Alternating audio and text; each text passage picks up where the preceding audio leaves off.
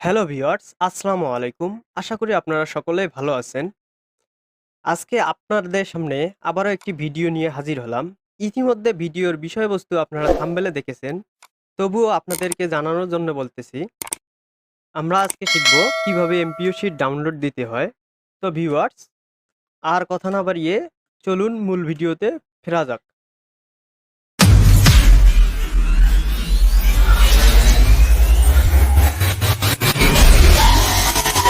আমরা যেকোনো একটি ব্রাউজার ওপেন করব। ওপেন করে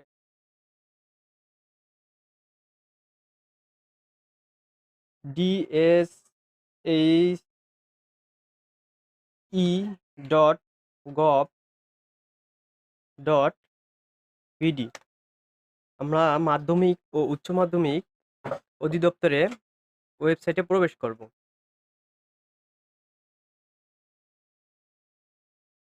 ওয়েবসাইটে প্রবেশ করলে ঠিক আপনাদের সামনে এরকম একটি ইন্টারফেস চলে আসবে।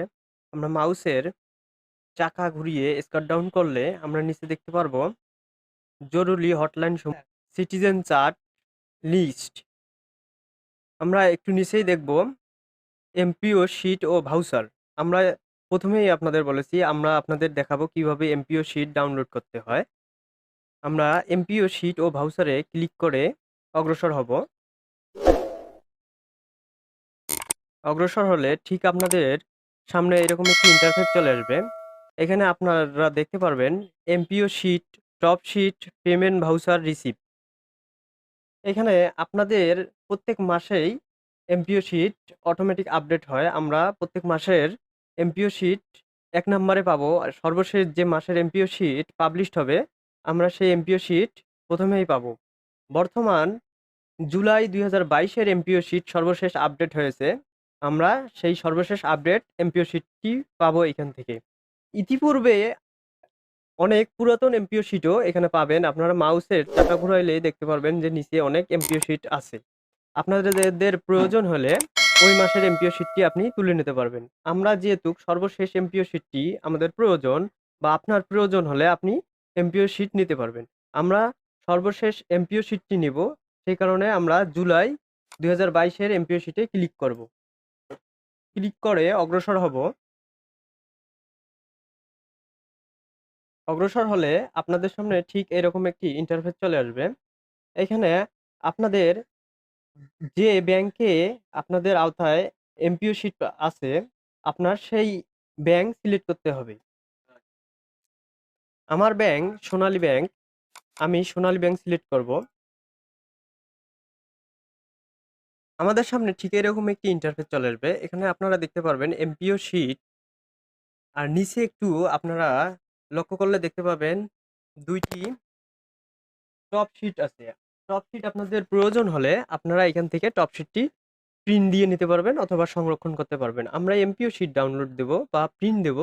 সেই কারণে আমাদের এমপিও শিটে ডাবল ক্লিক করে অগ্রসর হতে হবে। অগ্রসর হলেই আপনাদের সামনে চলে আসবে আপনার বিভাগের জোন। আমার রংপুর জোন। আমরা রংপুর জোনের এমপিও শিট প্রিন্ট দেব। সেহেতু আমি রংপুর জোন সিলেক্ট করে অগ্রসর হব। অগ্রসর হলে জেলার নাম চলে আসবে। আমি লালমনিরহাট জেলার এমপিও শিট প্রিন্ট দেব। সেহেতু আমি লালমনিরহাট জেলা সিলেক্ট করে অগ্রসর হব। অগ্রসর হলে আপনাদের সামনে ঠিক এরকম একটি ইন্টারফেস চলে আসবে।